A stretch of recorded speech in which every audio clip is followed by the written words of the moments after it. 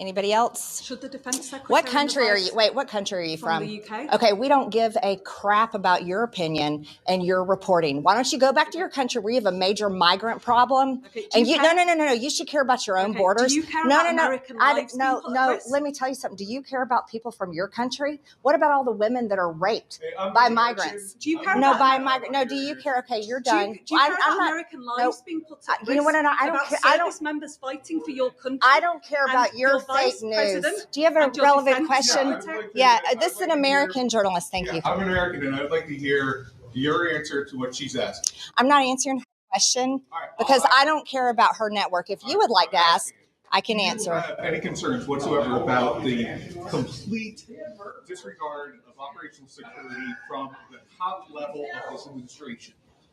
You want to know about complete disregard about operational security? You should talk about the Biden administration and how they ripped our borders open to terrorist, cartel, child sex trafficking, human trafficking, and drug trafficking across our borders for 4 years. The Trump administration is doing a great job, and I stand by their statements. I stand by their statements. My comment to you is I'm thankful to President Trump that he is leading us out of wars, that he's ending the war in Ukraine, where American lives could have been killed if Joe Biden was still president today, whether he liked it or not.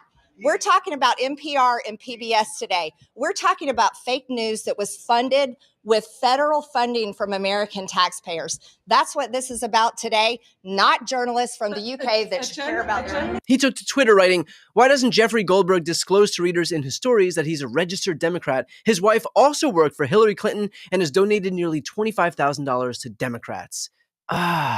Okay, Don Jr., you're right. I guess the question now becomes, why did the Trump administration invite a registered Democrat into the Trump security official group chat? My dude, I get that you think you're helping, but there is such a thing as being too dumb to help. I mean, first of all, it doesn't matter what partisan political affiliation Jeffrey Goldberg has. It wouldn't matter if Goldberg was the Democratic nominee for president of the United States. The facts surrounding his involvement are not in dispute. He himself released the proof that he was invited by National Security Advisor Mike Waltz. Here is the screenshot that Goldberg released showing that Waltz invited him into the chat. And beyond that, the legitimacy of the text thread was also verified by the White House. So Don Jr. can paint Goldberg as a partisan all he wants, but it is completely immaterial. Nonetheless, let's humor Don Jr. and assume that Goldberg is a rabid partisan Democrat. Hell, let's throw all caution to the wind and say that Goldberg organizes BLM protests when he's not leading local Antifa chapter meetings. Wouldn't that be all the more reason not to have invited him into the group chat? Seems like a pretty damning indictment against the Trump team that not only did they accidentally invite a reporter into their war planning session, but they invited a registered Democrat reporter whose wife also worked for Hillary Clinton and has donated nearly $25,000 to Democrats. Seems extra bad when you put it that way, doesn't it, Don Jr.? Seems like something that, if you're trying to run cover for your dad, you might not want to volunteer. Except, of course, if you're too stupid not to know when to shut up. And let's be clear, even if Don Jr. wasn't an idiot, this is an impossible situation to try and defend because it is indefensible. In fact, it is so indefensible that even Republicans are starting to speak out against it. I can't see any rationale for the kind of conversation that took place over Signal for not taking place in a more secure manner than that. I think it bears an investigation to see when and how it's being used. They thought it was safe, and they had a discussion. And I think they made some mistakes in that regard. Whether it's considered, quote, classified or just highly sensitive, it was too detailed. Whether you can call it a war plan or not, it's just too detailed to pretend that it wasn't a big deal. I'm worried about everybody and how they have handled this Signal controversy. Hexeth had all those battle plans he discussed. Does it concern me? Hell yes. And look, from a political perspective, you might as well go ahead and speak out against it and at least try and reclaim some modicum of credibility here, because regardless, let's be honest, nothing is going to happen to these Republicans. Pam Bondi immediately poured cold water on the very notion that she would even investigate this, because despite a literal decade of pearl clutching about Hillary Clinton, at the end of the day, None of their fainting spells were ever actually about the merits. They were just an effort to burnish their credentials, their reputations, fundraise, and ultimately gain power for themselves. In terms of the signals chat controversy that's going on, is DOJ involved at this point? If so, why? If not, why not? Well, first, it was sensitive information, not classified, and inadvertently released. And what we should be talking about is it was a very successful mission. Our world is now safer because of that mission. We're not going to comment any further on that. If you want to talk about classified information, talk about what was at Hillary Clinton's home that she was trying to bleach bit, talk about the classified documents in Joe Biden's garage that Hunter Biden had access to. This was not classified information, and we are very pleased with the results of that operation and that the entire world is safer because of it. And yet, even though it is abundantly clear that these Trump officials will never face an ounce of accountability thanks to people like Pam Bondi herself, still they wouldn't dare acknowledge objective reality and admit even an ounce of fault, because rule number one for Trump and his mouthpieces is that you accept zero blame and take all the credit. You could watch a group of 7-year-olds play kickball during recess with more integrity than this group of grown-ass adults with security clearance behaves on a given day. In fact, one such right-wing mouthpiece, Benny Johnson, tried this same strategy with me on Piers Morgan's show and didn't go great. It's so malevolent, evil, and dangerous for American politicians who have classified information to store them, and all of that classified information illegally on private servers inside of a water closet being run totally offline by a bunch of goons that I've hired in order to keep my secrets secure. Also, when the Trump administration found out about this, they destroyed those servers, right? They smashed them, they got rid of them, they bleach bitted them, and that's how they treated our classified information. Oh my God, that was Hillary. I'm so sorry, Piers. I know this is a professional show. I apologize. Let's see. How am I going to do the cognitive dissonance when I voted for Hillary Clinton and then I allowed Joe Biden to be president while being totally mentally incapacitated and somehow say that the president's administration is reckless with classified information, which it wasn't classified. No names, no targets. Yeah, I mean, look, it's all just, I mean, it's bullshit. Like Benny is just flailing because he can't accept reality right now, and he knows full well that if the tables were turned, he would be going on a scorched earth tirade about how all of these people should resign or worse, be prosecuted or criminally. I mean, like, what are we even doing here? Are you that much of a partisan hack that you can't just acknowledge? The problem is this administration is so incapable of taking the L that they would rather just entrench and prolong these problems even more. Brian, you're not in charge of what's classified and what's not. Now, I'm perfectly happy to let all that play out. Let's fine. Do an investigation. Figure out what's classified and what's not. We know that Hillary Clinton had classified information on a private server and that she destroyed it. We know that. That's confirmed. You're not by the even people who are responsible capable for that. of not talking about Hillary Clinton, are you? Okay, fine. Let's fast forward. Joe Biden. We know that he had classified information next to his Corvette. Are you able to recognize the issue right in front of us instead of talking about previous Democratic presidents? The question: is it wrong? Is it wrong for Hillary and Joe to do it? Is it wrong for them to be reckless with classified information? Absolutely. There we go. It's not that hard. Okay. It's not that hard to take accountability for when somebody f***s up on your own side.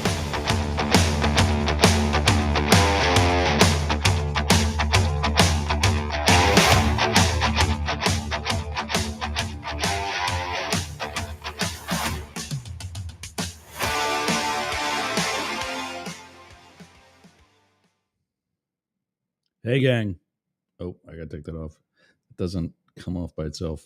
I got to help it. Good morning. It's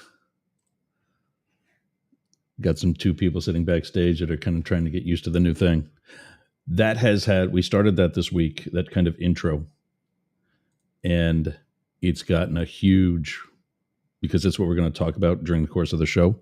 When I find clips like that, I'm trying to shorten it a little bit, but I couldn't. We've got somebody rejoining us after a 2-week vacation today. And two of his favorite people were in that last segment. Brian Tyler Cohen. I'm seeing a head shake. You're welcome. Happy Friday. Brian Tyler Cohen and Bernie, the useless Johnson.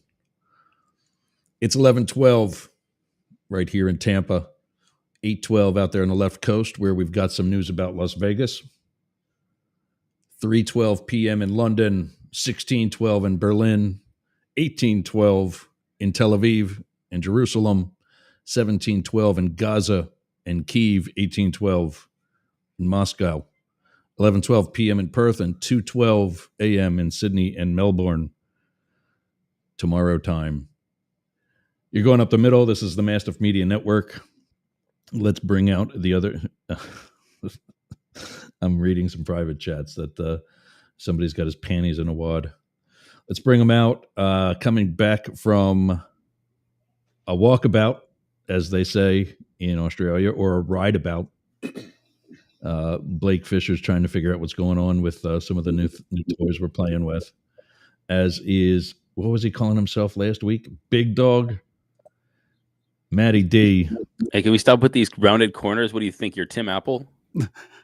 Tim Apple? Can we please? Can we get some squares back? No, because, why have that big, wide... No, it's just long and girthy. Like, come on, dude. Yeah, exactly. I feel like we're not taking a good amount of the real estate here. Let me zoom in a little bit. Does that help? What's the matter? You don't like long and girthy? Bro, can we please? You saw our private chat. I didn't Stop see the it. whole private chat, actually. Busy. Oh, wrong way. Well, welcome back, everybody. Hey, Blake. Hey, just to be clear, it was only 1 week of vacation. The week before, I just had some other stuff I had to do. But Oh, that's not what you told us. no, I've never. No, I promise you, I wouldn't have. I wish I could take a 2-week vacation. That sounds amazing. But, no, I knew you weren't like on vacation for 2 weeks, but you missed 2 shows. Yeah, I missed 2 shows, but I had some meetings that interfered with it on the Friday before. So, right. All right, you riled us all up with that stupid ass clip. So can we get onto it? Well, first of all, what is that? What is the secret project you're working on that drags you away from your favorite Friday activity? there's a few different things. It's a couple groups I'm in with like brand building stuff for my podcast. So it's just meetings for that. It's nothing top secret or anything. It's just me working on my show, and it was happened to be scheduled on a Friday morning. So you got to join us Thursday mornings. That's a good group. I could do that. Yeah, on those times where I have those meetings on Fridays, I could definitely do. Actually, last week's meeting was that was actually not what that was. That was I've got this little side. You don't have to answer to me. I'm just busting. No, I know. Yeah, I'm doing a little freelance work for some people. So that's what I forgot. Yeah. That's what I was actually doing 2 weeks ago. Nah, that's all right. So how was the drive about? It's fantastic. Took my parents have a fifth wheel, like a pretty large one, and we borrowed it and took it out to Arkansas for a couple days to a state campground, and then went to Nashville to visit some friends. Had a really good time. It was nice to have a week where just hanging out with the family. Yeah, very cool. And so the kids were off from school, or did they do a spring break last week? So spring break last week, and so took them on a trip, and we have some really good friends out there in Nashville that have kids similar ages that used to be from here but have been out there for a while. So it was nice getting to hang out with them for several days in a row, because when they come in town, you know how it is. If you have friends that leave town, they come back, they got to see everyone from their hometown, so you don't get very much time with them. So we were like, well, we'll come to you, and we'll bring our own house. Yeah, that's always nice. Yeah. Did you at least step out the door in like a house coat and say? I didn't. I never did any Uncle Eddie bits or anything. We were staying at an RV park, so it wouldn't have been that funny because it was full on RVs. So probably everybody's doing it. They're all walking. You would have loved my neighbor with like a huge Class A with like a Bronco towed behind us. Pretty sweet. Basically, all I wanted to do was go knock on people's doors and be like, "Can I see the inside of this thing? It looks pretty sweet." Yeah. But he had like this big Trump decal, as if Trump was riding shotgun in the RV. Like Yergz would love this. I so badly wanted to see him outside because I was like, I've got the mic. Did you take a picture of it? I would have. No, I didn't. I really wanted to like hit him up and do a video in front of it, but I never saw him outside because I was only there. Oh, you should have. I know. I didn't want to go knock on his door. It's like that's what kind of journalist are you? Well, I know. Like I said, I was hoping to see him outside so I could be like, hey, let's chat. But I didn't. So bummer. Yeah, it's all right. Shout out to Radio X in Perth, Australia, and Sydney and Melbourne. Since joining Radio X, available at radiox.com.au, their overnight listenership has grown 25%, which in radio is sick. Program directors, do cartwheels for like 2 or 3%, and you get a raise. We've grown them 25%, which means they've gone we went from 20 people to 25 people overnight. They've gone from 4 to 5. Just us logging in to listen to ourselves grew them by 25%. That's my favorite thing about percentages is that there's really no small number that you can't make seem big. They have like almost 1,000 overnight, which is, and for net radio is pretty damn good. Not bad. Yeah. Okay, we can talk about these idiots that you put at the top of the show. I think we should probably get into the topics instead of waffling on about how awesome we are in Blake's fifth wheel and his mom's fifth. Has grown us popularity, not yours. I'm sorry, you're what? Our format, my format, has grown us popularity, not yours. I'm sorry. I think it's the talent, sir. The talent that you have. Exactly. On the show. That's why you're both here. Well, then let's get to it, guys. Guys, come on. We have things to argue about. I don't want to hear Yergz rub his own rhubarb. What time is it? We're not 20 minutes in, and you bitches are telling me what to do. Thanks for get going. Come on, chop. I've got news. Speaking of the word bitches, Monday. Wait to see where this is going. I was going to say he got a new dog. We start on dnrstudios.com. It is Derek and Romaine. They were like the Howard and Robin of sorts for the gay community on the gay channel of Sirius XM. And when Sirius dropped that channel, they were out of a job.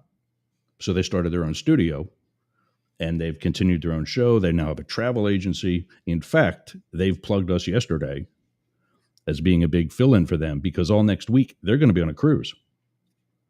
But we're going to be live, and now a permanent spot, all 10 hours a week. I got to put it up here. Go to dnrstudios.com to learn more and subscribe. Obviously you can get us for free already, but there's plenty of other good shows on their network. And we are the only political show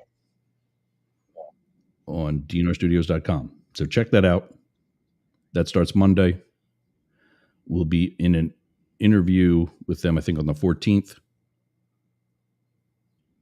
And then the hard launch, gays like words like that. The hard launch is May 1st, but we start Monday. So get an hour to play, or get a month to play around. And then Tuesday, we're also on K-Shop in Las Vegas. You guys knew that. We're actually growing there too. In fact, he'd sent me the listenership, the digital listenership from that. And we are matching their other big political show. Man, this sounds like a staff meeting. It's like, hey, everybody, well, I don't get to talk to you two during the week. We have a group chat for this. This all could be a text message, sir. Yeah. No, I want to tell everybody. This is important stuff. All right. So the clip that you just heard that just chewed up a good couple of minutes of the show is footage that I've been putting together. I got it from, if you remember, you guys aren't old enough to remember, but if you remember when Howard Stern was in terrestrial radio, he used to start at 6 a.m. Eastern with this like 15-minute clip of all kinds of footage of all kinds of stuff, anything. Like the one that I remember was this jockey or horse owner who just had to put his horse down. And he's being interviewed by the media. And he says, this was more than just, and he's crying. This was more than just a racehorse. He was perhaps the greatest who ever lived. Well, of course, Howard's putting that in there because it's referring to him, not the horse.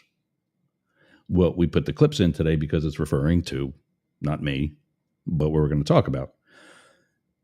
And that's not only in addition to those topics, like we talked about in the chat,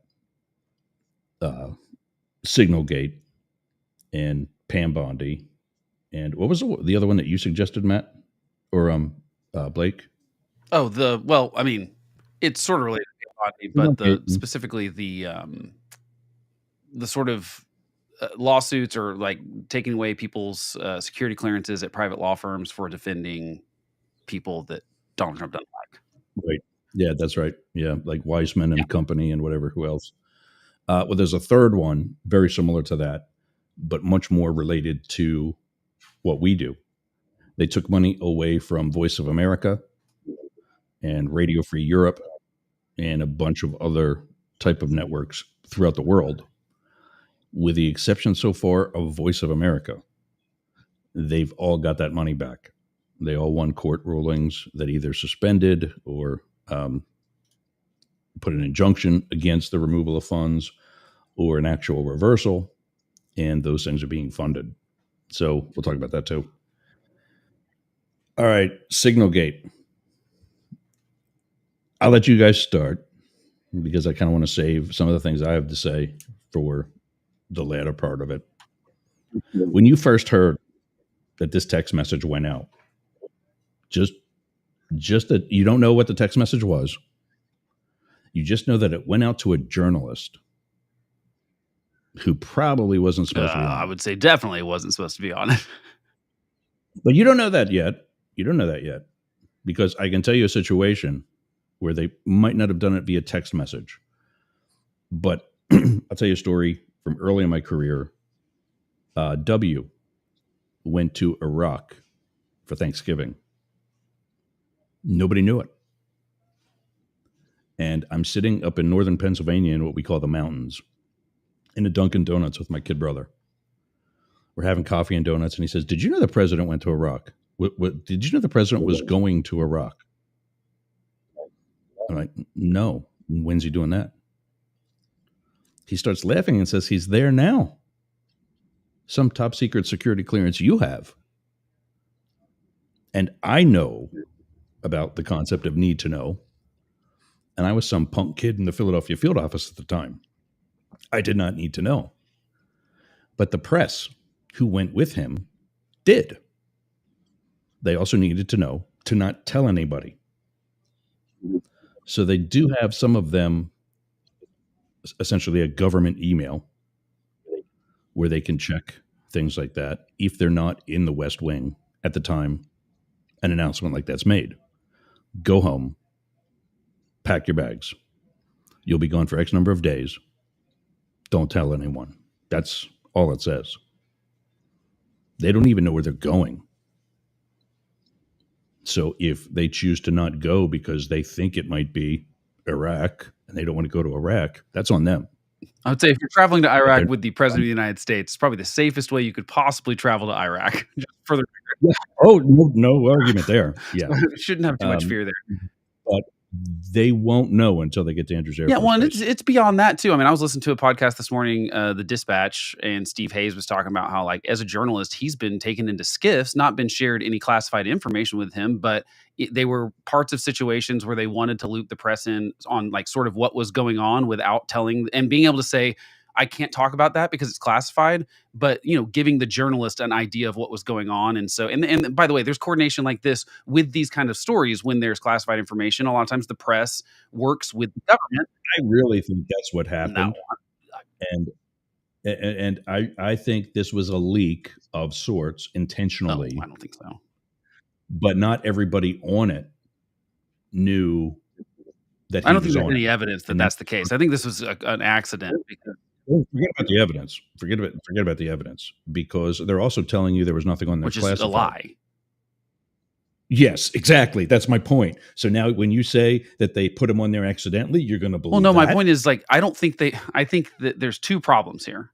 And the first is that, there's two. Well, sorry, you're right. There's way more than two problems, but there's two main problems. The two main problems are, one, they were having a conversation in a signal chat that they should not have been having, period. This information was classified. It doesn't have to have a stamp at the top of it to say classified.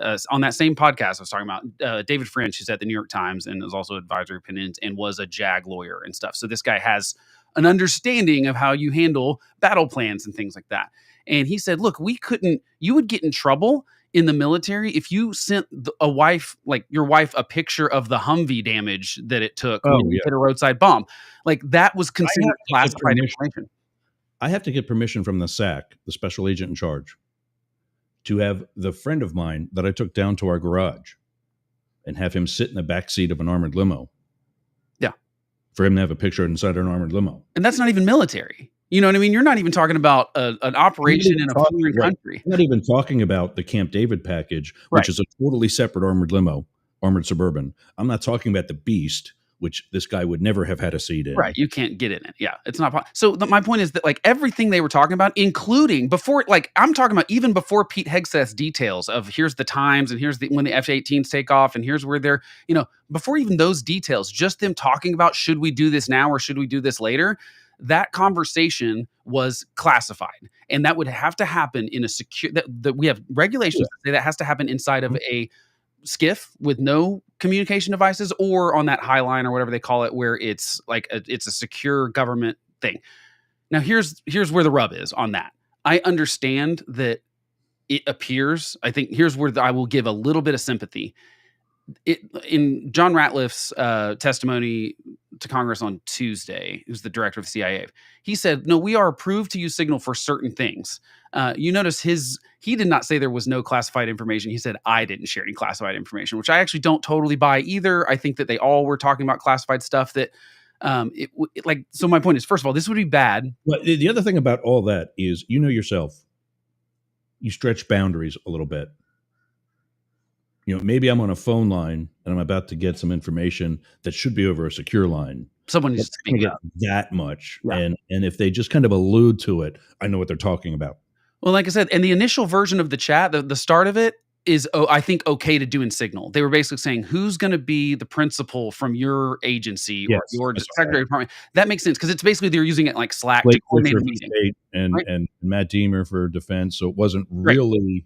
It wasn't really Hegseth; it was his assistant. Or it was, but even then, Hegseth could say, "You heard in that." I mean, in the chat, they actually did several things. Someone's like, "I'm sending this person because I'm doing something else," and fine. So then they all go have some of that conversation offline of Signal, but then they moved it back into it. So the point is, I do think we need an asynchronous government communication way that like higher ups like this can communicate, and they don't apparently have one right now.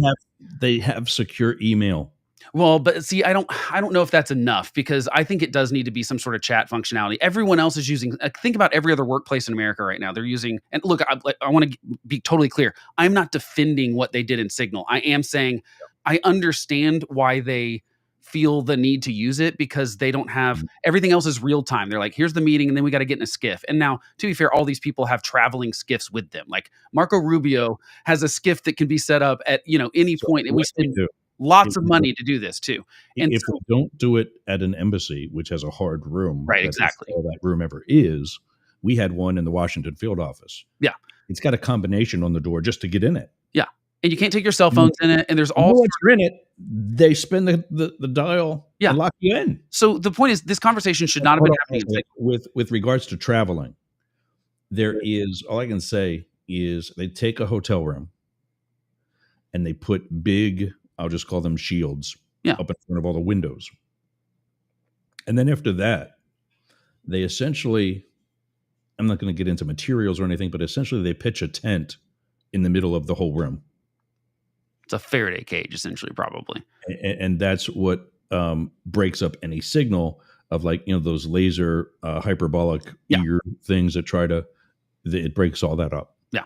So the point is we spend a lot of time doing this stuff. And if anyone else lower than these cabinet level people would have had this conversation in the military, the FBI and the CIA, they'd be fired. Right. And that's and possibly prosecuted if they accidentally leaked it to a journalist. What we call beach time at a minimum. Yeah. So that's the first problem is that this conversation should not be happening in Signal. And I think what the administration has missed an opportunity to do is say, this was a mistake. It shouldn't happen. But here's the reason why it happened. And we need to look, you've got Elon Musk and his little minions there. Why don't they write an app that would do this? Or why not hire Signal to create a version of Signal for the government that my point is, I think that there are There's a there that we need to have the conversation that says, let's give Marco Rubio and Pete Hegseth a way to communicate asynchronously, securely too. That's not maybe not even email, because now here's the problem. The reason they weren't using the email is pretty obvious. And to me, it's the same reason that Hillary Clinton set up her own private email server, is to circumvent FOIA rules, Freedom of Information Act rules. It's very clear that that's the reason both of these things were being used. The second problem. Yeah. They were sending messages to get them.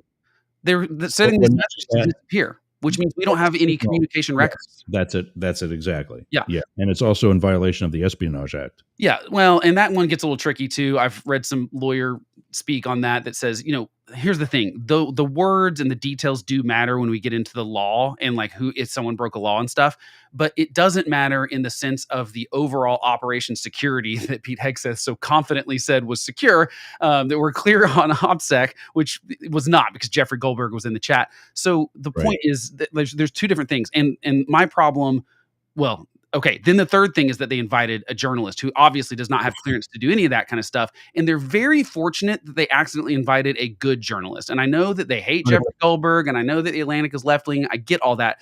If Jeffrey Goldberg would have been, let's say, Benny Johnson or whoever your other guy is, or any of those YouTube people, they would have leaked it immediately and put our troops in danger. That's the truth. There's another thing that you have that I think is being missed, and we need to do our part, for however big we are, in complimenting Jeffrey Goldberg.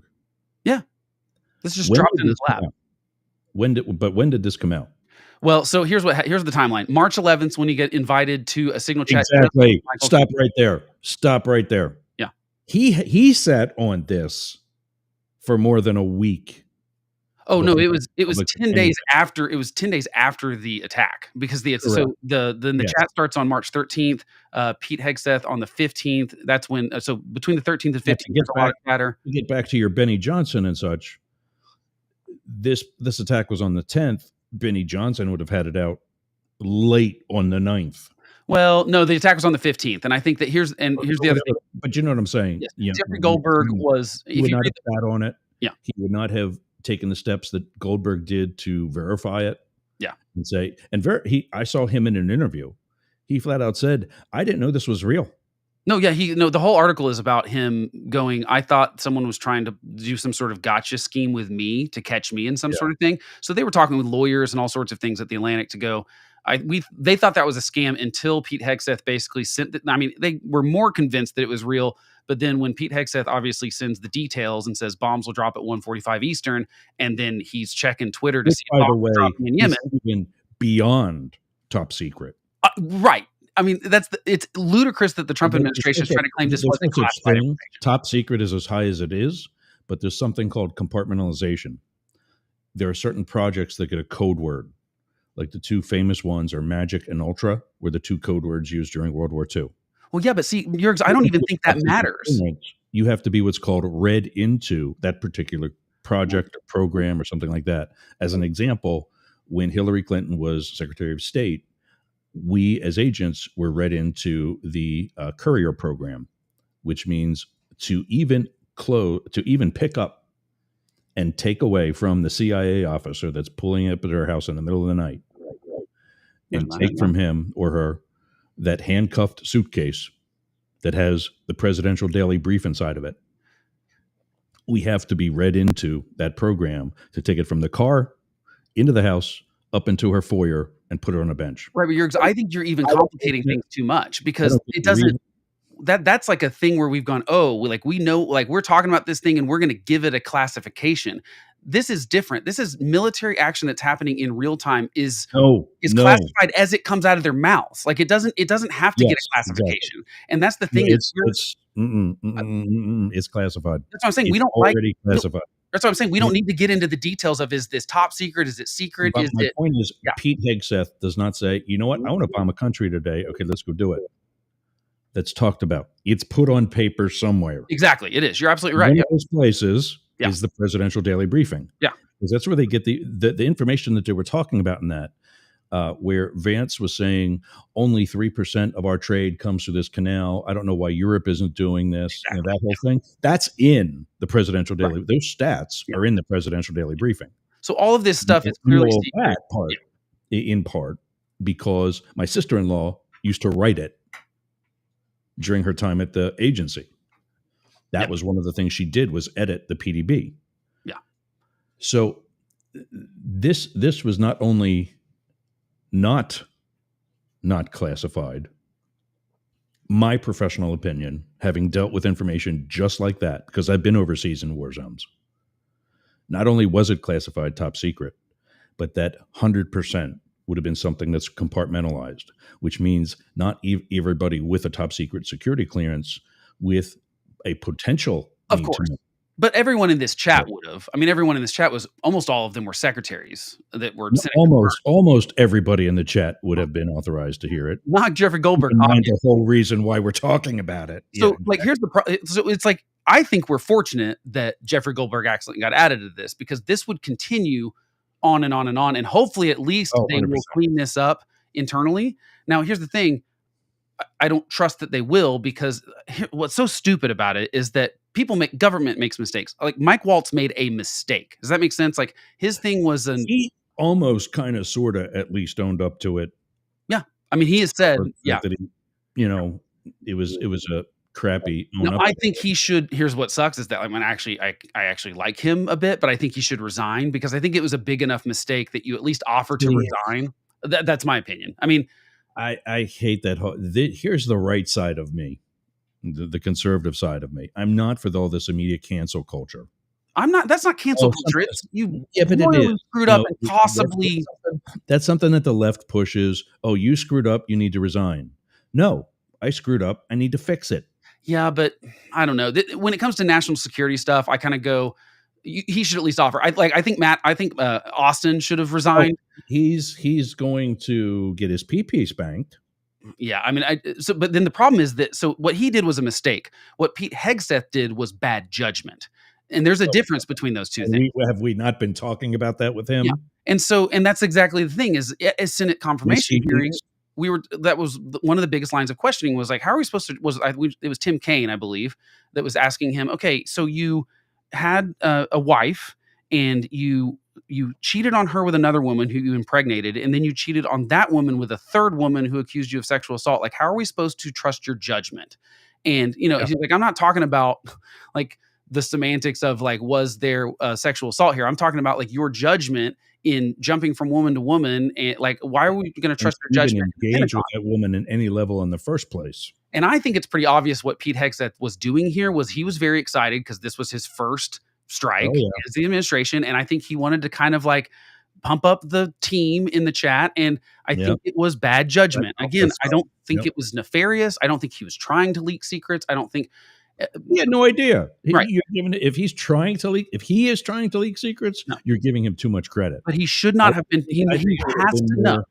To get what we were talking about a moment ago, a couple minutes ago, about how they bring media people in, they give them a little bit of a taste, and they kick them out. I think that's what they were trying to do with Goldberg. I don't think so. They often play on the fact that they're on opposite sides of a political spectrum. One of my best friends has been, for my whole career, the cameraman in the White House press pool for CNN. And that happens every day. Yeah, but I don't believe for a second that this conversation happened and they knew Goldberg was from that fake news. Come with me. And they give somebody a little bit of a scoop and they kick them in the rear and send them on their way and let them go play. I don't think that was the intention here. I think because there's the Commerce Secretary or someone has the same initials as JG. And so most people think that the accident was that he was trying to invite, because they, about half the secretaries were there. This is my point. This is my point with, I get, big deals, like when Obama had the entire cabinet into the Situation Room to watch the attack to get Bin Laden. You almost did it. Obama bin Laden, yeah. And maybe if there was a video of this, have the entire cabinet in.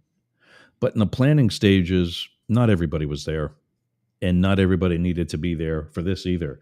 So Commerce Secretary deals with trade, sure,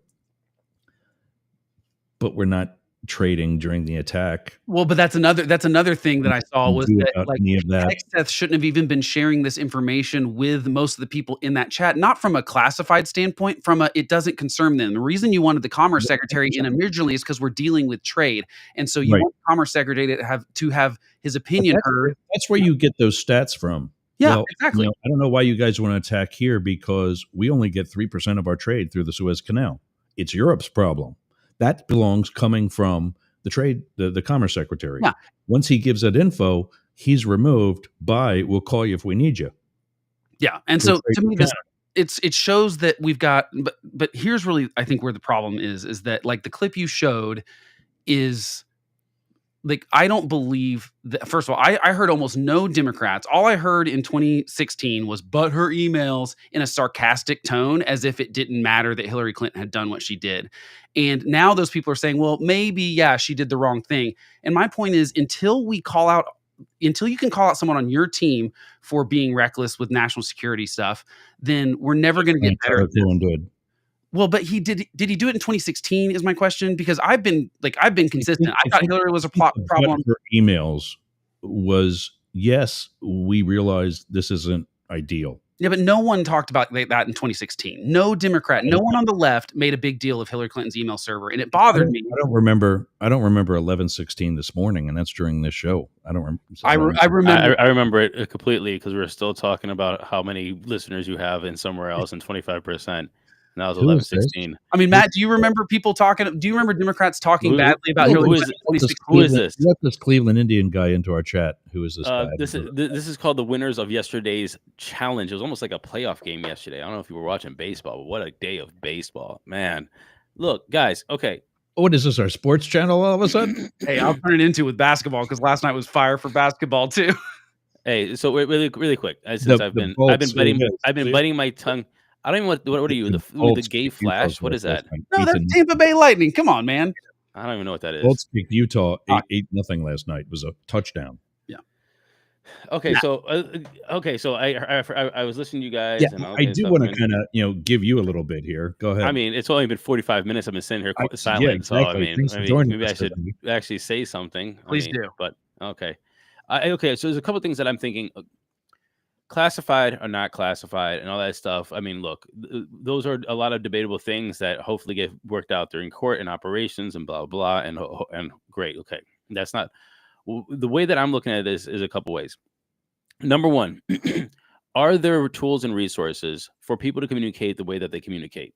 So the fact is everybody is having Signal. The Biden administration has Signal. Everybody had the Signal. All the journalists have Signal. Everybody has Signal. The easiest thing to do when you're just hold on, Matt. I found 2 applications that are even safer than Signal. Okay, fine, cool. It doesn't matter. It doesn't matter. That's not my point. I don't care about that.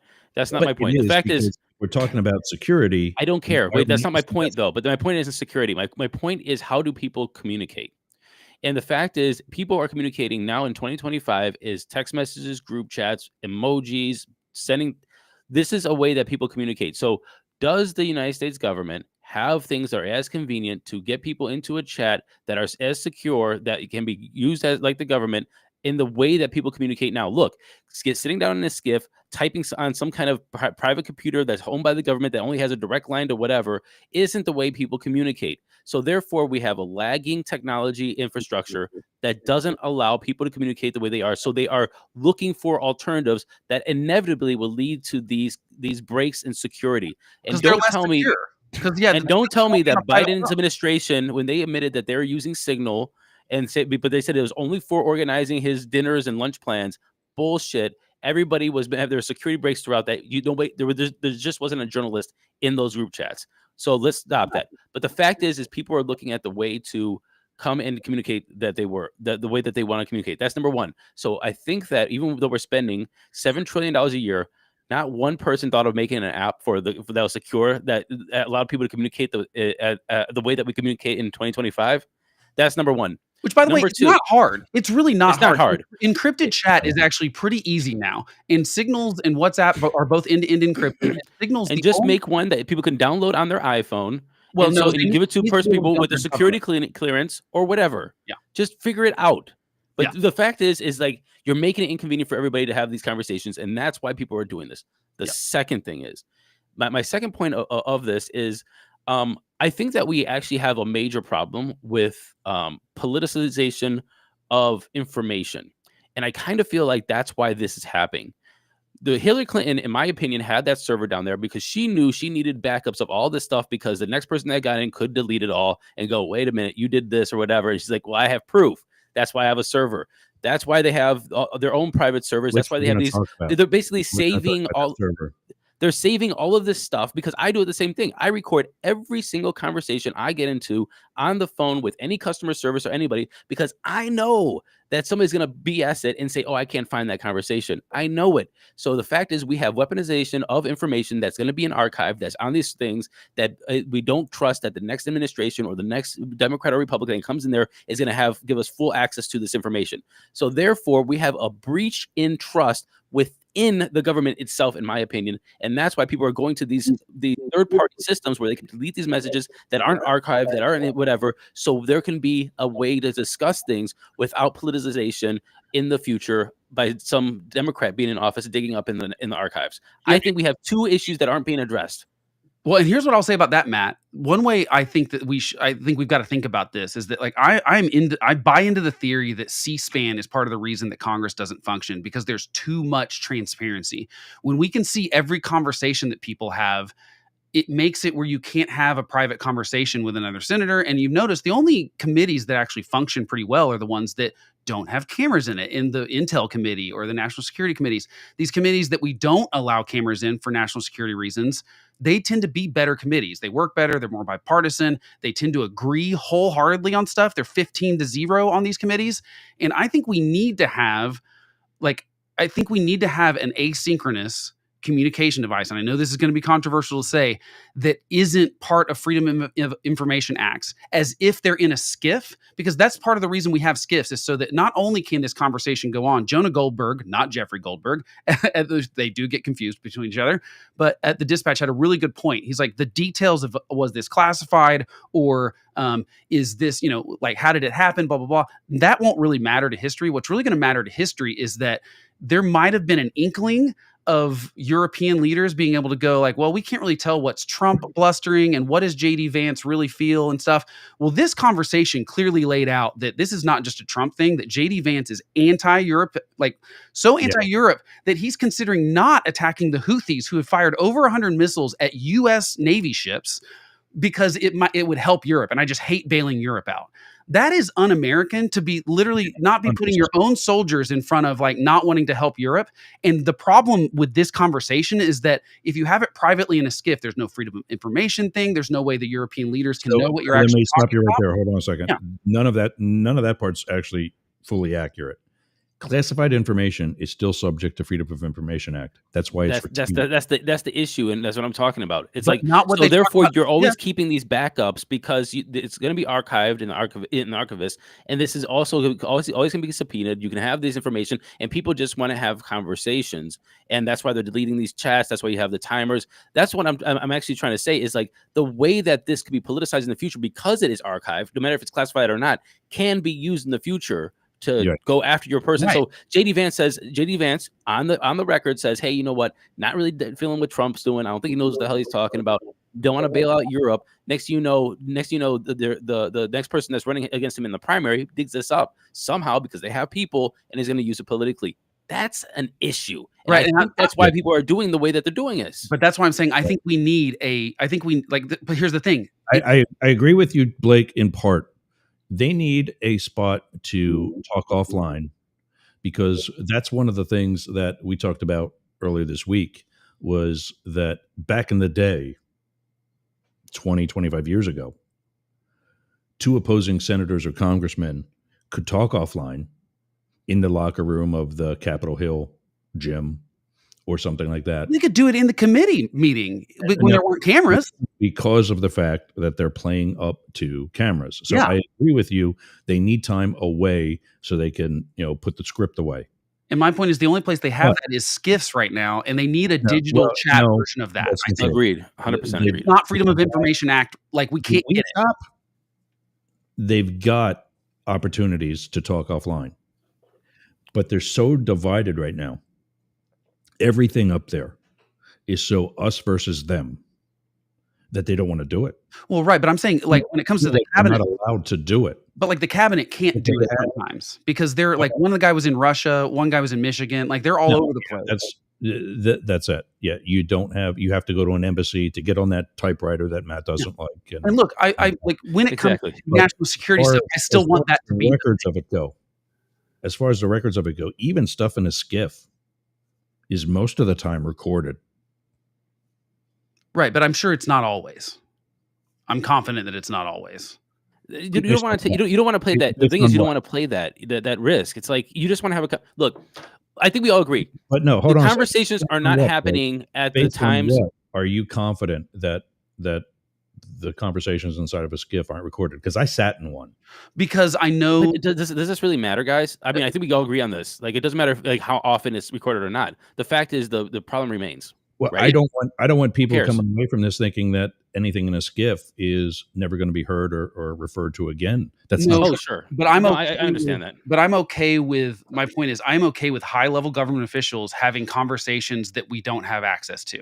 Now, I don't want them making decisions. I want there to be notes on like if we're having a meeting about a strike or something like that. Yeah, I want there to be recording of it. But like I said, I don't think that if there was such a private messaging thing or whatever, I don't necessarily think they should still, like maybe we still don't talk about stuff that's classified in there. I don't know what the rules would be. My point is I want to find a solution to the problem because this is going to bite us at some point, whether it's an email server or classified documents in a garage. I can tell you also from firsthand experience, it's been for more than 20 years. But it's going to be a bigger problem. Like if this would have, like, what if Jeffrey Goldberg was a journalist that was sympathetic to the Houthis and leaked it to Iran and Iran stopped the attack or counterattacked? My point is this could have all they been needed to do was let that slip to Al Jazeera instead. All they have to do, right? And so, like, I want to prevent the problem from happening again. That's what I want to do. It's not. I don't want to just do the finger pointing of but her emails and because that's what we're doing right now. It's all partisan and it's all about my team and it's tribal and it's not really about the security of the United States at all. No, because I agree. I agree with what Brian Tyler Cohen said in that clip. Is that if anybody besides just Waltz, but at least Waltz did it. We're not talking about Waltz as much.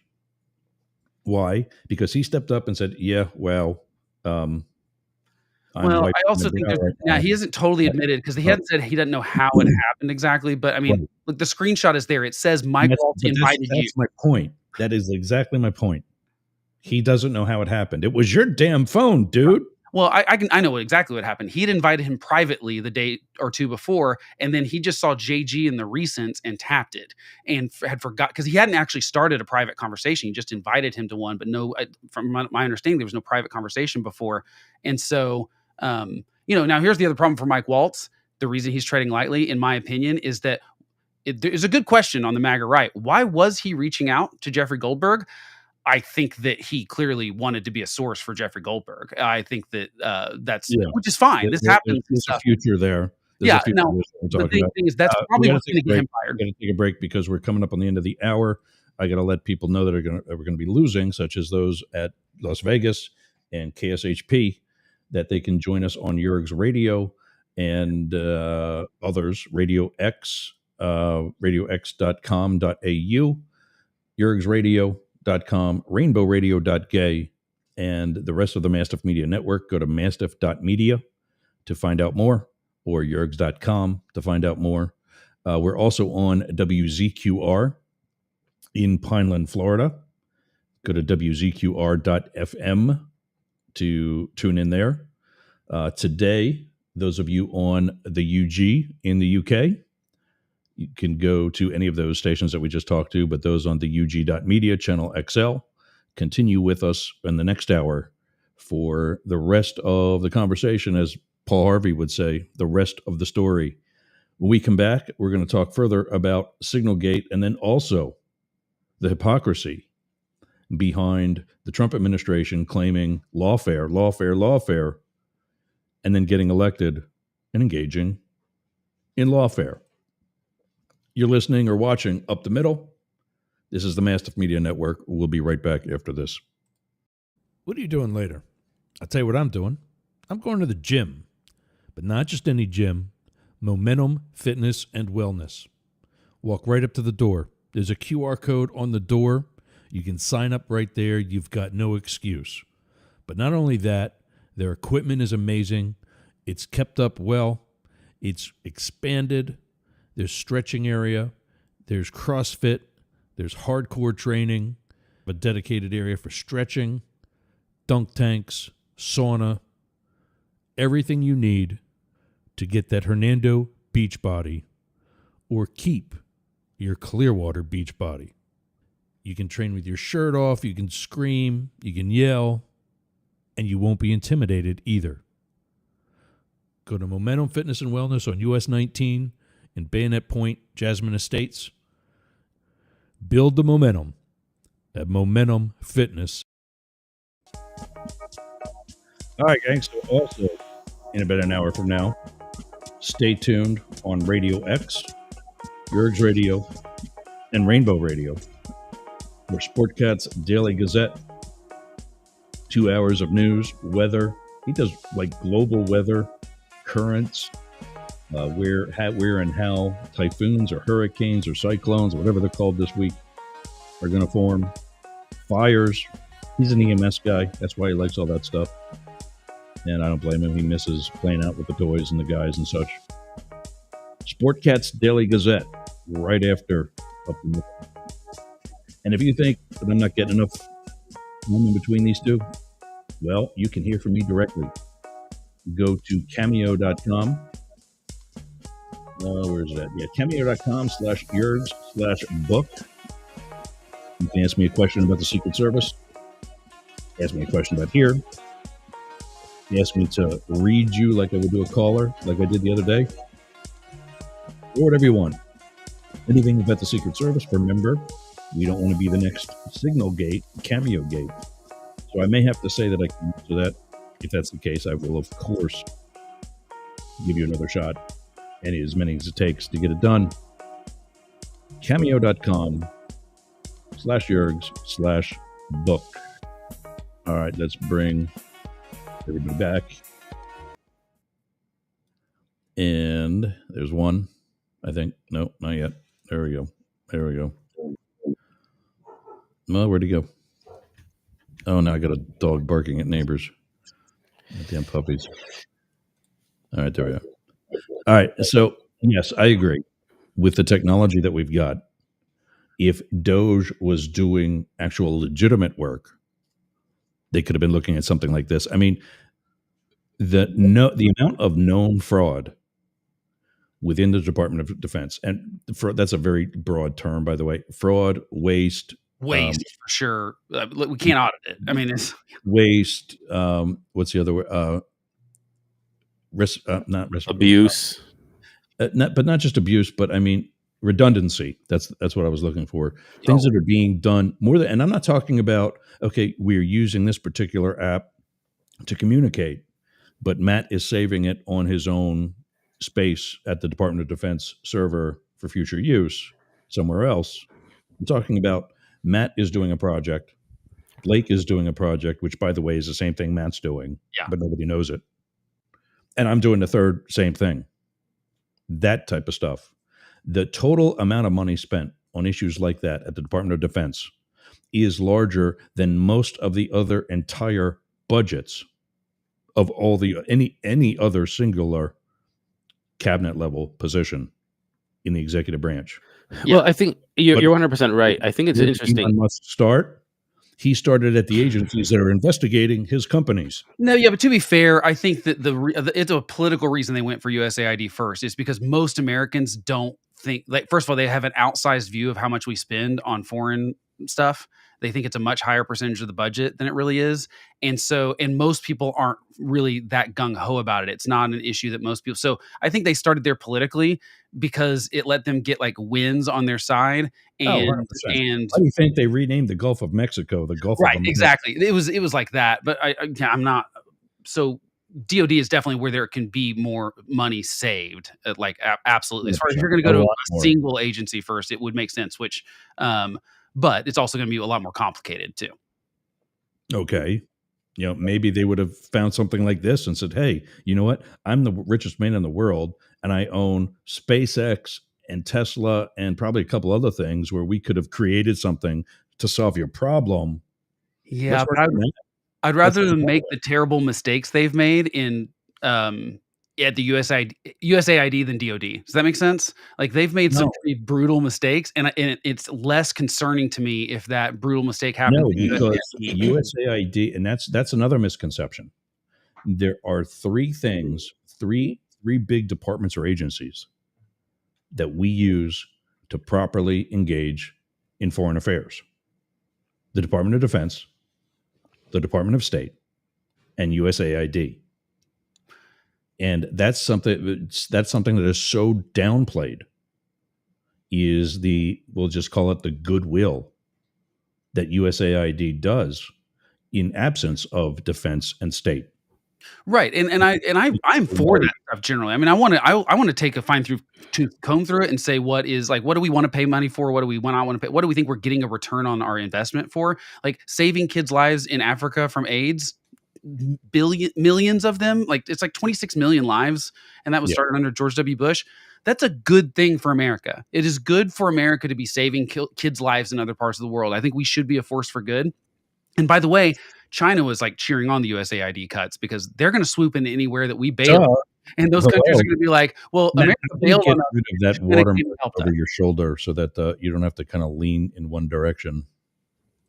Yeah. There So you go. anyway, so it just bugs me. But like, yeah, DoD stuff has way more money to cut there for sure. But like, you're right. Elon Musk's team would be better at developing an app that could do this secure communication. And that's what unfortunately it would take the administration to say, hey, this was a mistake and this shouldn't happen, but here's why they were using Signal. And we need something better than that. And so we're going to develop something, and here's going to be the thing going forward. And for all of Trump's bluster about being the guy that fires people, it's the only reason he's famous to anyone my age or younger is because he said you're fired on TV. I mean, that's essentially why. So, and the part of the debate last June where he was getting on to Biden for never firing anyone, I think was absolutely right. Biden should have fired a lot of people that he didn't fire in his administration when they did bad jobs. I didn't even know who was working in his administration.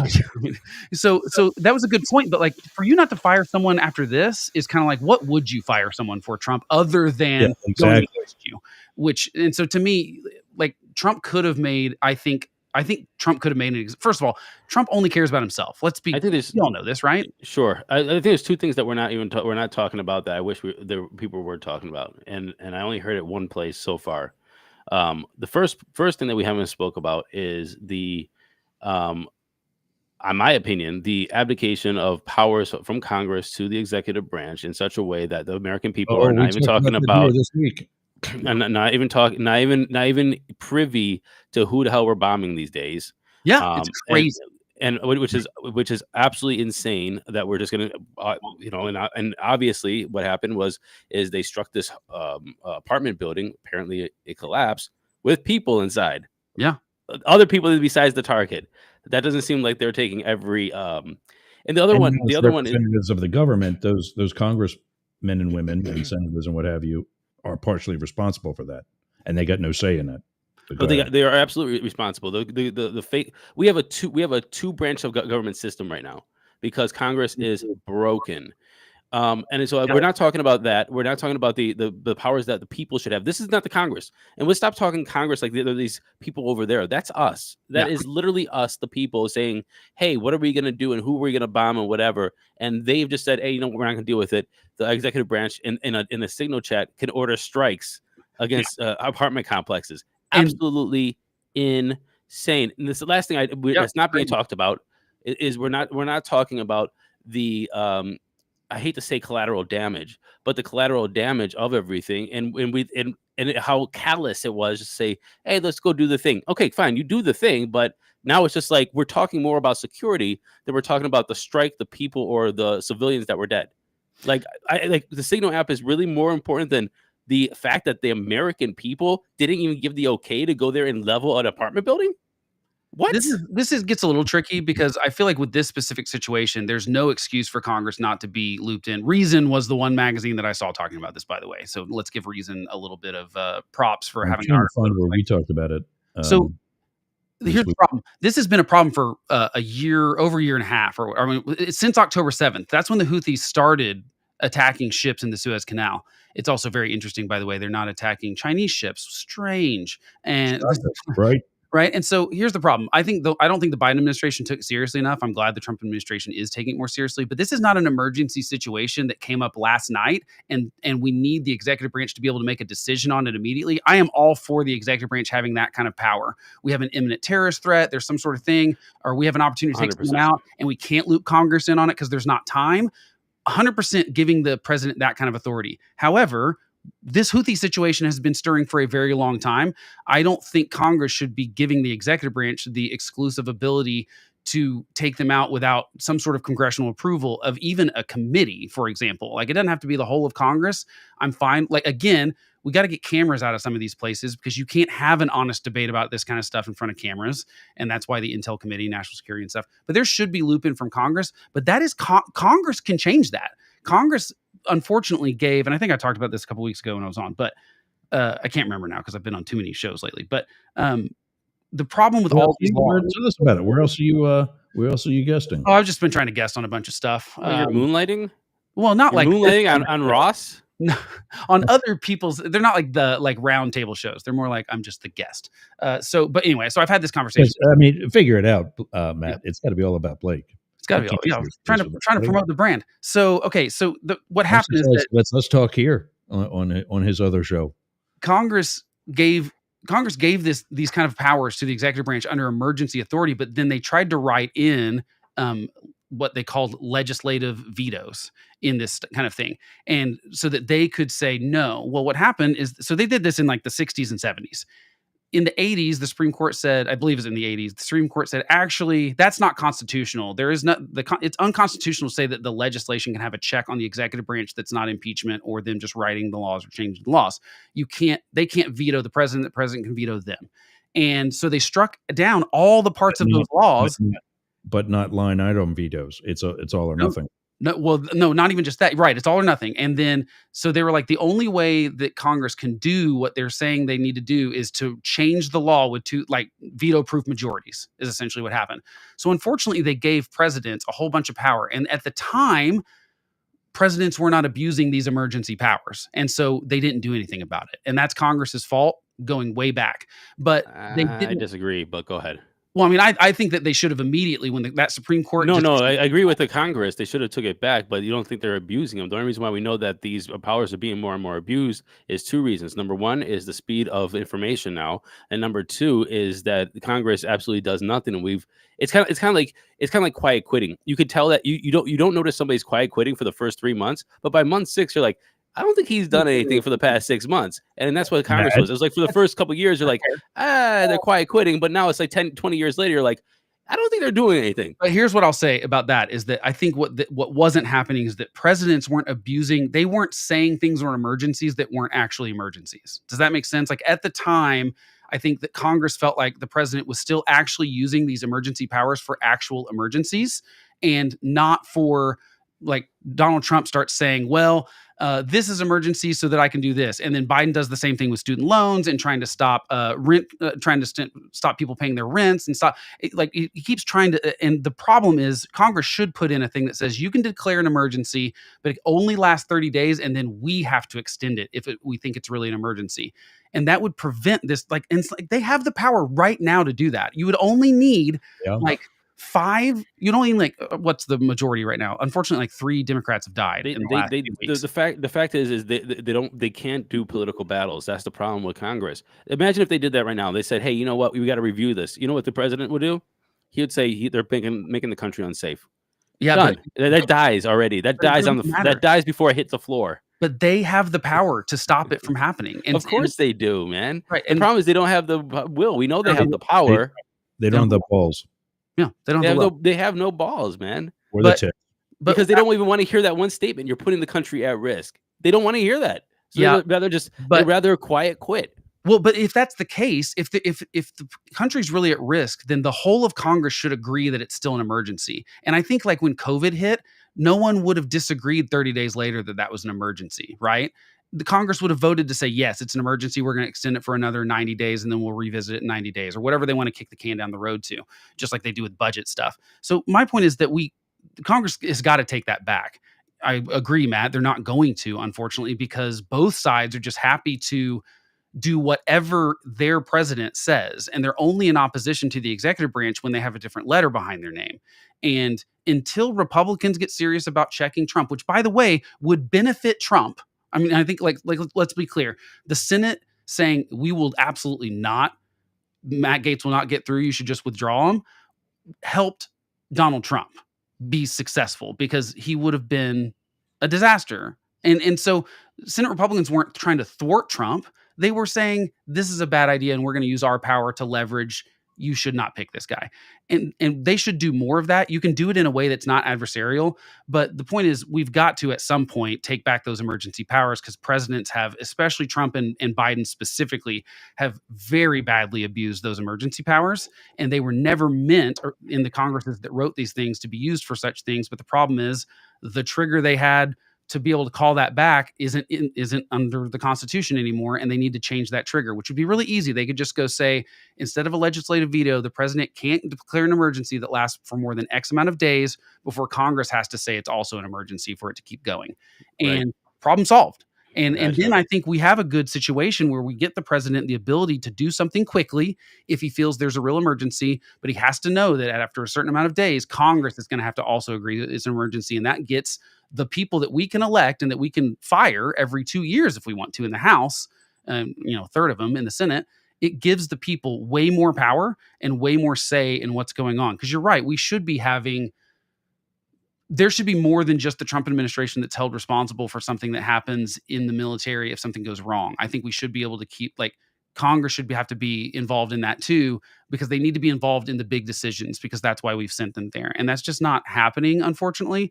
With the collateral damage, I don't necessarily have a huge problem with that, because if you're a country that's hosting terrorists and you've been doing that, it's unfortunately part of it. And if you're going to house the people that are firing rockets at us and disturbing trade and attacking ships and pirating ships, I don't know if you're housing the people, Blake. I think that's being pretty privileged of you to say they're housing the people while people are sleeping in their bedrooms. Well, I mean, I don't do you know who's on your block right now? I'm saying who's being housed on your street? The government of Yemen is allowing the Houthis to operate out of it. And that is absolutely true. If Mexico was harboring Al Qaeda and letting them fire missiles into Texas from Mexico, do you think we would care about the collateral damage if we were having to strike Al Qaeda in Mexico? My point is, I hate collateral damage. I don't want it to happen, but I also think that countries need to be more responsible in the way that in the Middle East specifically, where if they're harboring terrorists welcomingly, essentially, and turning a blind eye to the fact that they're operating out of there. And look, this has been going on. Gaza, it was the same problem. We're the innocent lives, and it's well, yeah, but then they're holding hostages in people's apartments. So what? I mean, that's a war crime right there. How do you get around that? And the point is, that same thing's happening in Yemen. It's very complicated. I don't love. I mean, Obama. I just love how callous that we all talk about the loss Donald of Trump or Elon Musk. Sorry. What the hell is that? I got to just jump. love how what? Go ahead. No, go ahead. Finish your thought. I was just saying, I like how callous and how much we don't talk about human life. When we're talking on signal to bomb different places, when we're talking about collateral damage, when we're talking about these war powers that are given to the executive branch without the people's consent, right? And then even when we do have an outrage or a discussion about it, one side or the other is going to suppress that because of the reasons that you mentioned.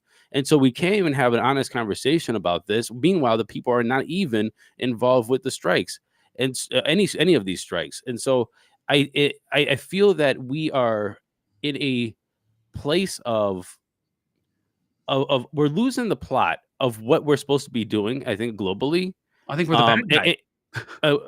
Say what? We're the bad guys now.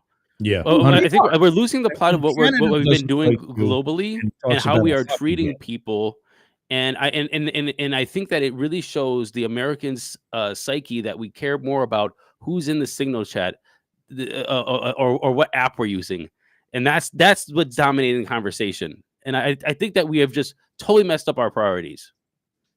Yeah, I think that's fair, but that's because of the tribal stuff. Again, no one's going to call out their own side for stuff, and until we And do, that's what I was telling you before about the fact that we used to have these conversations. I've sat with Hillary Clinton when she was talking to various people from the right, and it's like they were high school buddies. And then they go on the floor and mother F each other. And it's game time. But it's because it's performance. One of the things Matt was saying, we talked about earlier this week, and that is let me scroll through something here a minute. The Reorganization Act of 2025 has been introduced in both the House and the Senate, and it is essentially officially removing the authority of Congress and putting it into putting it into the president's lap. Yeah, but it won't happen because they're not going to get the votes in the Senate, so it doesn't matter. And but it's there. They're trying to do it. Yeah. And that should be scary enough. Yeah. What happened was, and this is the clip I played earlier this week, and what you heard a second ago. I thought it was going to be muted first. Sorry about that. But Stansberry, I don't know where she's from yet. We're actually going to reach out to her earlier next week and try to get her at least to make a statement for here. She caught and tried to get Comer, and actually kind of did get Comer to admit that everything he's trying to say is still in the bill, is actually not in the bill, meaning that he is in part legislating the power of Congress away. And to one more time plug the term paper, her white paper that I'm writing, it is exactly what the German legislature did back in 1939. Going to take one more break. When we come back, we're going to talk about lawfare and what some of these law firms are doing when they get an executive order directly from the president. This is Up the Middle, the Mastiff Media Network. We'll be back right after this. What are you doing later? I'll tell you what I'm doing. I'm going to the gym, but not just any gym. Momentum Fitness and Wellness. Walk right up to the door. There's a QR code on the door. You can sign up right there. You've got no excuse. But not only that, their equipment is amazing. It's kept up well. It's expanded. There's stretching area. There's CrossFit. There's hardcore training. A dedicated area for stretching, dunk tanks, sauna, everything you need to get that Hernando beach body or keep your Clearwater beach body. You can train with your shirt off, you can scream, you can yell, and you won't be intimidated either. Go to Momentum Fitness and Wellness on US 19 in Bayonet Point, Jasmine Estates. Build the momentum at Momentum Fitness. Rumble. We're on as many platforms as possible. It doesn't slow up my computer or the servers at Restream. And Rumble is one of them.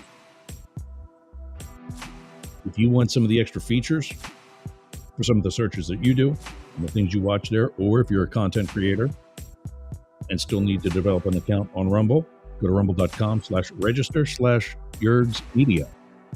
Remember, Yergz Media is what we used to be before rebranding to Mastiff Media. We couldn't change it on our account at Rumble, so we're still Yergz Media there. Go to rumble.com/register/Yergz Media and sign up and get your account today. And in the process, show us a little love. Also, if you want a good connection, go to Frontier Internet. That's what we got here. We've got the 2K. I love it. I get stuff off the net that fast before you're even done typing. You can also get a referral from us. That link is like this long in small font. So go to my Facebook page, Ross Yergz Yerger, and click on the affiliate list that's there and sign up today. I don't know where the hell the music went. Oh, new clip. All right. It's time to bring the guys back out anyway. So in DC right now, we're dealing with the same thing that he was bitching about during the course of the election. And that's what we'll call, or he's already calling, Trump's already calling, lawfare, as in warfare, but using the law to do it, or weaponizing the Justice Department. Well, what do you call it when he sits down and writes executive orders removing security clearances, retributions, benefits, things that are forms of payment to these law firms who did nothing more than their job? They weren't the ones hiding classified materials in a toilet. I don't know where Matt went, but Blake? Well, I do. I want to differentiate something there. I don't think that it's lawfare to revoke the security clearances for people. It might be petty, but it's absolutely his constitutional right to do that. So I don't. Yeah, but it's also his constitutional right to his and Biden's constitutional right to brain farting, forgive somebody.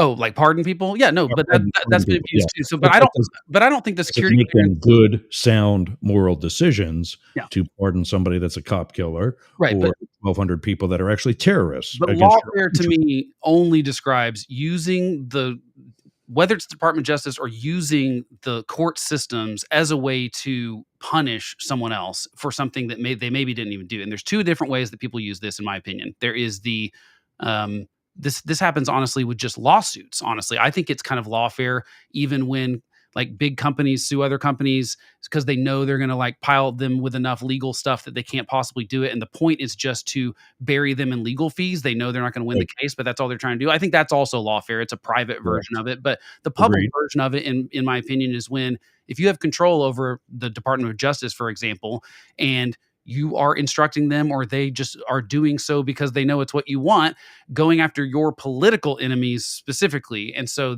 I think there's some fair accusations of that with the Biden administration against Trump. I think that, or Alvin Bragg, for example, I feel that's lawfare.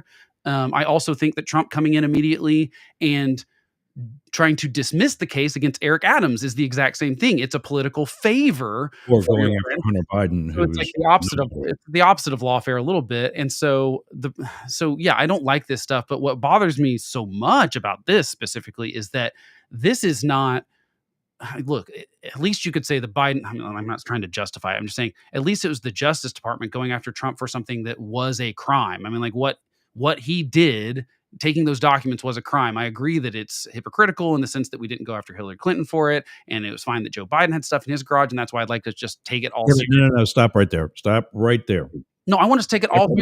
Everybody wants to bring Hillary and Joe Biden. They don't want to bring Mike Pence into it. Mike Pence did the same thing. It was one thing that he found. Pence and Biden all did when they were busted was that they admitted it.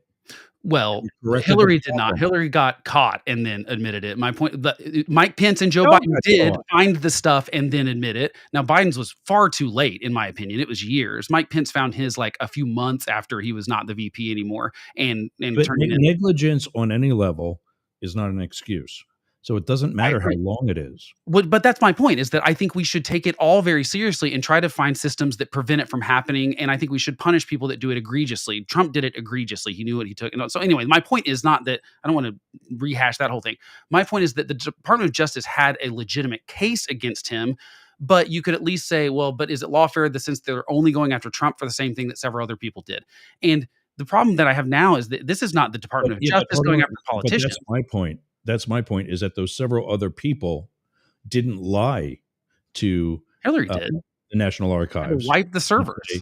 And say, the servers were in her basement in D.C. I know because I sat there watching them. Why every are day. you still making excuses for her? What she did was wrong, and it can't Why be. are you still bringing her up 15 years after she's gone? Because it matters. What she did was wrong, and the signal thing, they were done for the same reasons, and that's why they're both wrong. And I want them both to not happen. And I think people should be punished for both of them. I'm the consistent one. You're still defending Hillary Clinton, and I just don't think there's any reason to. No, stop. But here's the thing: I want to move past that because this is really important. No, because you never let me finish and say why she's not different. Okay, tell me why she's different. But to me, it's hypocritical.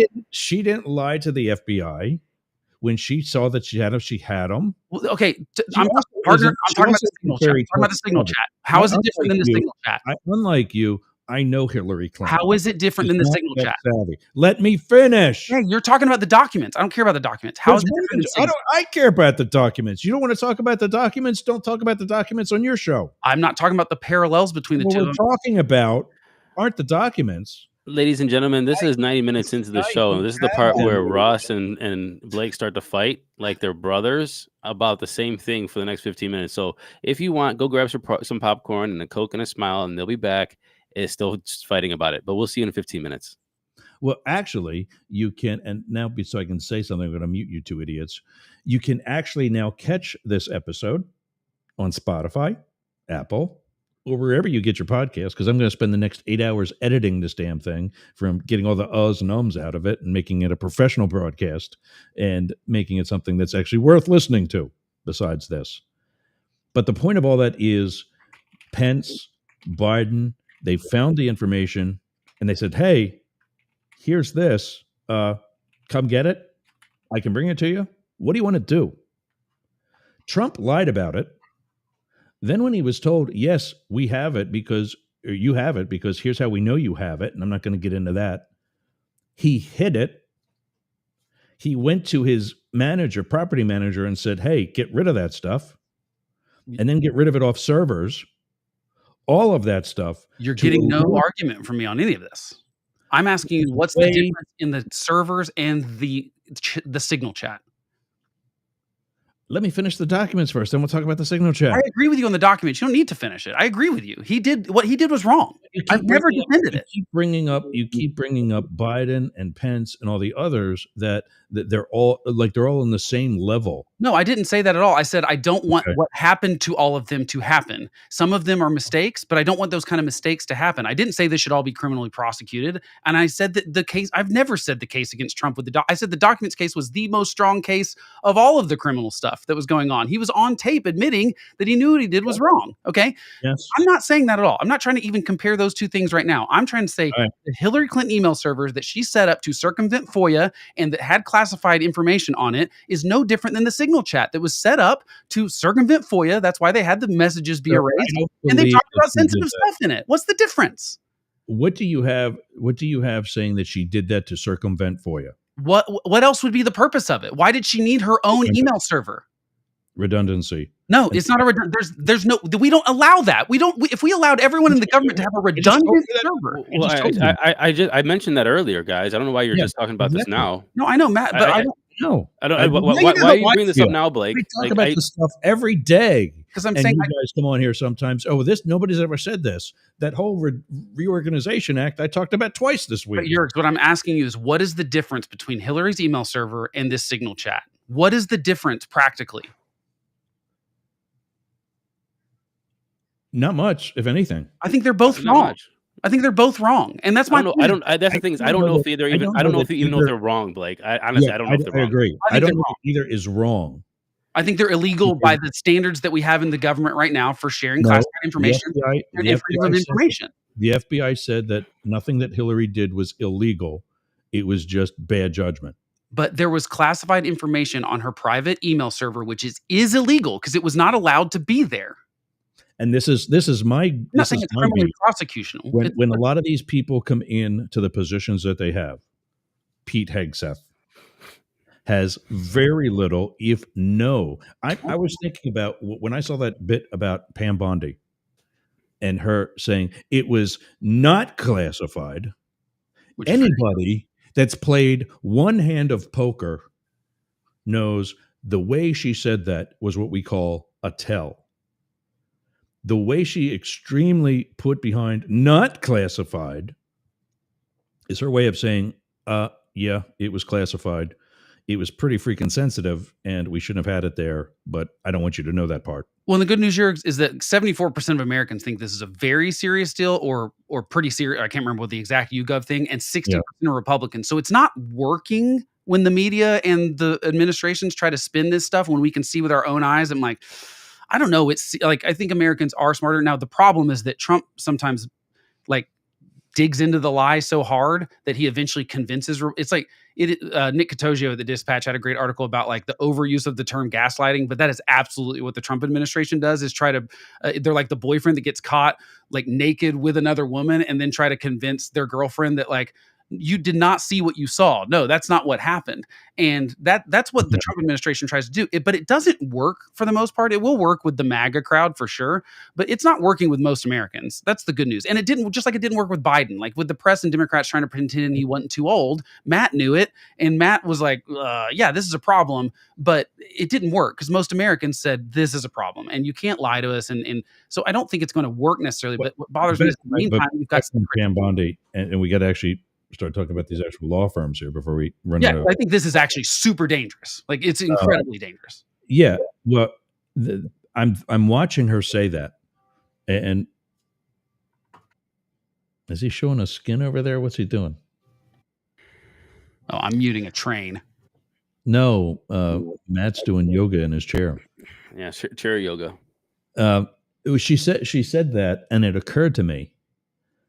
I'm sitting here prepping for today's show, and I'm listening to her say that, and I go, wow, I have about 20 years more experience in dealing with classified documentation than she has, and 15 more years than she'll ever have. And I can tell you for free, everything on that message was on some level classified. And I think most Americans have 0 years of that experience and can also say the same thing. Does that make sense? Like, exactly. I think that we can all see with our eyes that things are classified. This goes back to one of the things she said, that and a huge lost opportunity in that they could have said, it reminds me of the movie Clear and Present Danger. The president's friend gets murdered. Movie. And he gets murdered, and they're trying to say, I don't know the guy. Yeah. And Harrison Ford goes, no. You give them nowhere to go. Did you know the guy? Did you know who he was? Yes, we were friends. Were you guys friends? No, we were lifelong friends, best buddies. Mm-hmm. Give them nowhere to go. Yep.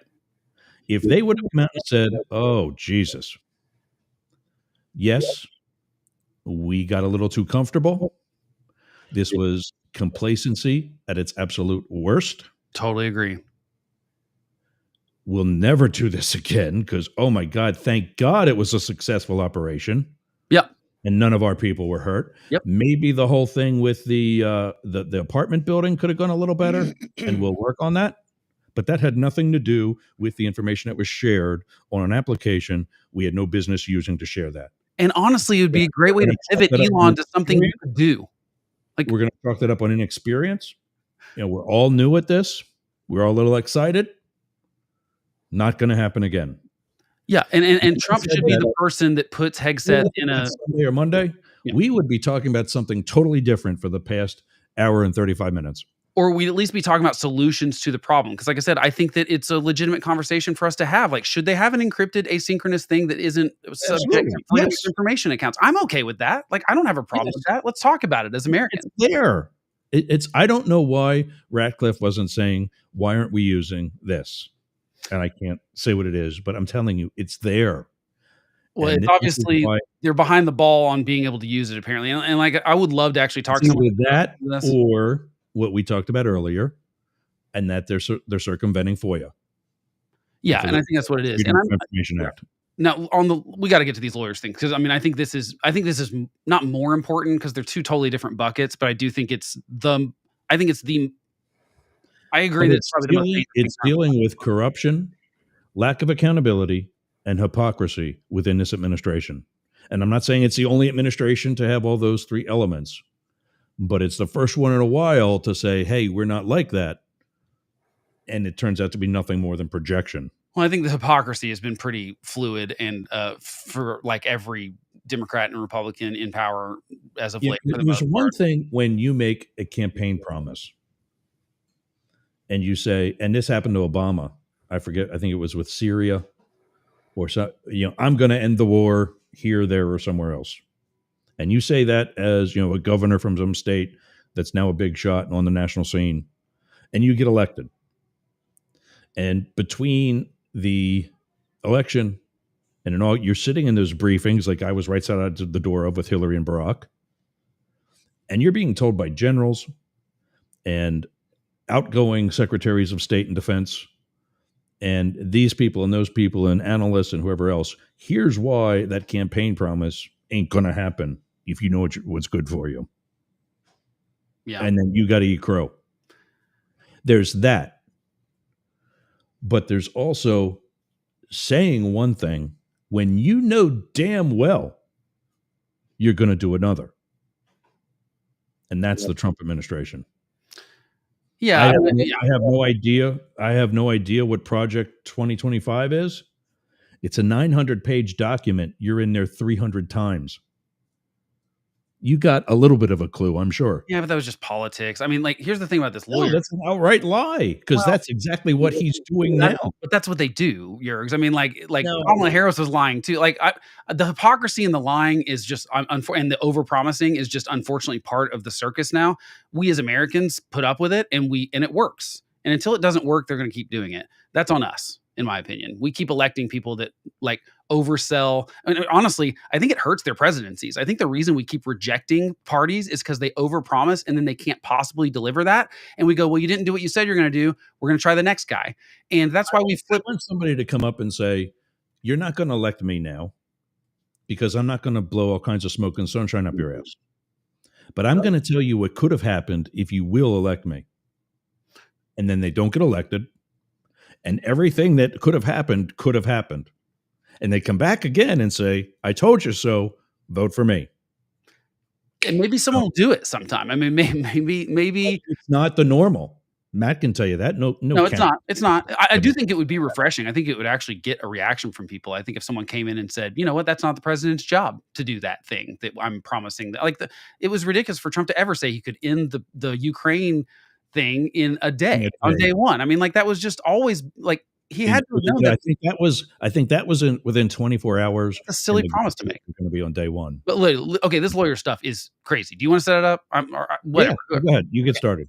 The shortest version of the longer, more complicated legal story is that Donald Trump has started revoking the security clearances of law firms that have aided his political enemies. And by his political enemies, I mean people like Jack Smith, who was the head of those DOJ investigations against Donald Trump. I'm talking about anyone that did any sort of pro bono work for anyone. Like one of the law firms was doing pro bono work with the FBI with the January 6th cases.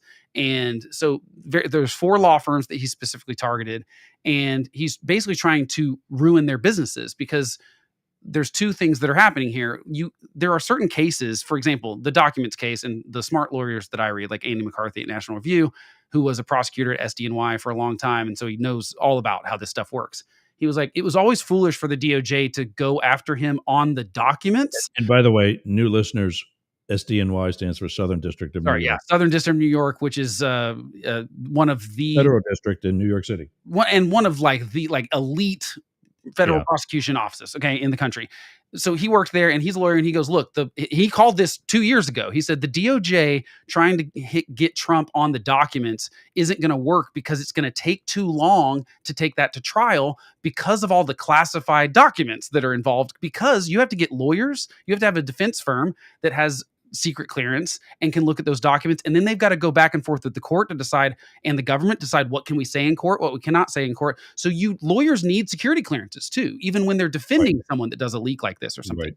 So by revoking people's security clearances for no other reason other than they defended someone that you didn't like, and he's trying to use some obscure power to say that he has the power to do this because he's trying to claim that they did something illegal potentially, which is bogus. But the point is, it puts the pressure on that law firm to. But they were against him.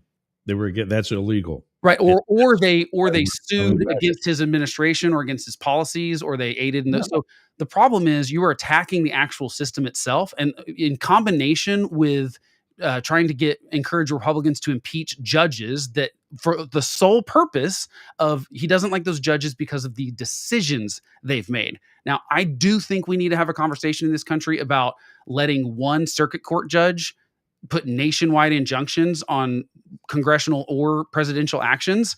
I think that we need to rethink that system, because what's happening right now is that and this happens under Trump, his lawyers did the same thing to Biden. If it doesn't affect nationwide, they're going to go just like we sometimes as agents go U.S. attorney shopping. Yes, they go shopping. That's what they do. But it gets shot down by the U.S. attorney who's on call. Yeah. So the problem is right now is that talk to another U.S. attorney. So if I want to sue the Trump administration and stop one of his policies, and this happened, keep in mind, Republicans did this to Biden and Democrats did this to Trump, and vice versa. This has always been a thing, and this happens. The problem is they're shopping to go to a specific judge that they think is sympathetic to their cause, and that judge, if so, like let's say I think there's like 300 circuit judges. Let's say that you can get one of them of those 300 to agree with you, and the other 299 don't, or whatever. Let's just say you try it at 10 different courts, and 9 of them say no, and 1 of them says yes. That one judge can stop the whole thing. So one solution I've seen to this is they should randomize that. You shouldn't be able to pick your judge that you petition these things to. It should be randomly assigned. I thought the randomization is how Eileen Cannon got assigned to Trump's. Sometimes, but not on these injunction things. Alleged. Now, like I said, I'm not a lawyer, but this is me reading other lawyers. I think that it needs to. I'm not for getting rid of the certain levels of the appeals process. No, none of that at all. Just I do think that it needs to be effective nationwide because they're a federal court. But it needs to be random. It needs to be randomly assigned. You shouldn't be able to petition a specific judge you think. And by the way, this is on the left and the right, because there are activist judges on the left and right. It is a problem. Yeah. We could talk Guys, about. I got to bounce off. Okay. All right. We'll see you next week. Check out the Daily Crypto News starring Matt Deemer every day. What time? About 10:30 Eastern. Okay, there you go. So anyway, news. So this is a bad attack because was he like bummed? I don't know. He got something going on? I don't know. He was jumping in even less than he does any other week. True. Yeah. Anyway, I think this is a big deal. You're going after private law firms and trying to convince them to. So now the point is you're going to punish these law firms. First of all, with regards to the punishment and with the fact that this is happening with nothing more than an executive order, right? It's also removing due process. Well, it's weird because you don't have like ranked in the Secret Service. There was a process for which, I could at least state my case and not have to go into the Oval Office and offer $40 million worth of services. Right. And that's how one of these has basically settled is that. Tell me how this is extortion. It's extortion. It absolutely is extortion. It is totally extortion. But here's the two problems with it, Yergz. Don't get me wrong. I think the law firm that did that is a pussy. But look, I mean, what else were they supposed to do? Go under potentially. So exactly, they're absolutely. That's just like you saying what you said earlier with regards to you make a lot less than I do. I screwed up. Yeah, but I'm going to sue you anyway. This is what Donald Trump has done his whole life, by the way. This is what he's done. This is how he's dealt with contractors. He goes, I'm not going to pay you what you asked and try to sue me. I'll bury you in legal fees. And so they don't bother with it. And so Donald Trump's always been like this. And the problem is we haven't had a president that used his power. Like I said, he has the absolute authority to revoke someone's security clearance. Unfortunately, however you want to look at it, Congress and the people that wrote the Constitution didn't count on that. I don't think I believe exists because of what they do. I think Congress also has an authority, if not they should, to issue security clearances. I don't. I think every member has a security clearance. Right, but I don't want if you're the Intelligence Committee, because you don't have a security clearance. What would be the check that comes from? But what would be the check on that? You got to have the three branches checking each other, and if you have Congress giving themselves security clearances, but that's my point. This is a check. These people that you're talking about that have had their clearances removed are working with inside the executive branch, and they've had been removed by the executive branch. Why can they not be hired by the legislative branch to do the same thing or similar for Congress instead of the president? Because we've said the Constitution and every Supreme Court decision since has said that the entire executive branch lies with the president of the United States. And so he has the Okay, authority. but I'm not talking about the executive branch. But we when a are. senator or congressman goes overseas and visits some country on an official mission from the United States, it's not from the State Department. It's from Congress. Right, but we've given. But you think they're not taking? You think they're not taking a diplomatic or an official passport with them? Well, right, but I think there's you don't get them at you don't get them at the bookstore. Right, but here's what I'm saying is that I don't think and I don't actually know this part. I don't know how, because you're right. People like on the intel, like even members of Congress have different levels of clearances. Yeah, and so, no, everybody. A top secret security clearance is not as cool and sexy as what it sounds. No, I mean my roommate used to have one because he was in the military and his job required it. Yeah, I mean it's pretty much. If you live in DC, you work for the government and you've got at least secret, if not top secret. Right, but if all you have is confidential, you're answering the door, you're answering the phone. That's it.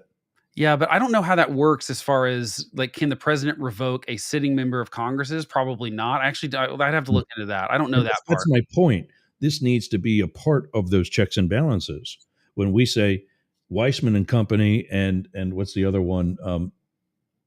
I don't think Congress should be able to give them out. I don't think that. No, it's not. But use the right verbiage.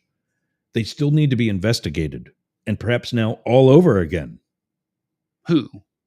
The person getting the security clearance. Don't say give them out like the Trump administration does. Do you know what it costs to do a background check? Oh, when I came in back in 2000, it was $150,000 worth of man hours and investigations. Yeah. Per clearance. Yeah, because that buddy of mine, like someone had to come sit down at my house and talk to me for an hour, and they did that with almost everyone he knew. So that's a lot of you add that up, and that's just some guy that is in the Army, and he'd been in the Army for 6 months at that point or something. So this is but the job he was doing needed top secret. And so, yeah, someone came and interviewed me, and we talked for an hour or something, and they did the same thing with his parents and anyone he'd like lived with and worked with. And and that's just one guy. That's not like Pete Hegseth's going for DOD.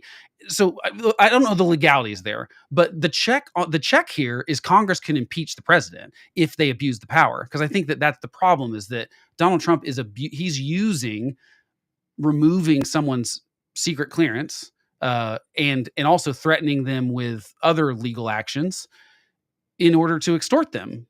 And also to intimidate other law firms to not work with people that are against Donald Trump. And my problem with that is that there's a parallel here, except it's so much more dangerous. I believe we're seeing more and more evidence that all of the woke stuff that happened in the 2010s leading up to 2020 and I think fizzled out pretty fantastically in the 2024 election. You're now seeing all these people coming out, and what they're saying is that, well, I didn't really believe this stuff. All the corporations and the people at the top of these things, they were like, but I was so worried about being, attacked by the mob of people. Like, what would they do if I don't go along with it? This is the same thing. It's just that it's the president of the United States doing it, and they're doing it and affecting the justice system and the way our courts work. And so it's much more dangerous, but it's not much different in the way they're doing it. It's an intimidation game. It is about saying, if you don't do what we say, there will be bad consequences for you because this mob's going to come after you. And for these law firms and for these senators and Republicans, most of the people that have quit in the House or the Senate over the last 10 years or 8 years, I guess, since Donald Trump came to office, basically have said, I signed up for this, but my family did not sign up to get death threats. And so I can't go against Donald Trump because that's what happens. That's using violence to intimidate people. And that's what a lot of the Black Lives Matter stuff did. That's what Antifa does. And that's what Donald Trump is doing with his position in the White House with law firms now. It's incredibly scary and dangerous because I don't think, we got to remember, in in the United States, if we don't believe that even the worst criminals deserve a defense, then like one of the gigantic pillars of our entire country is crumbling.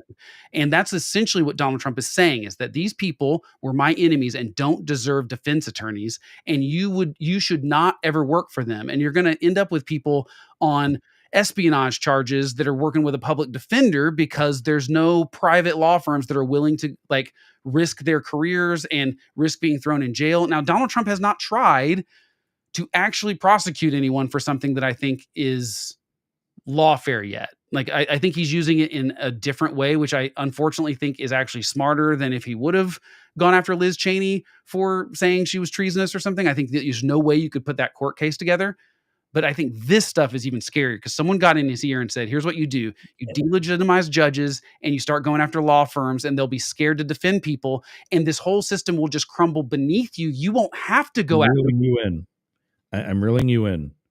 Thank you for helping me make my argument that the Trump administration is the Fourth Reich.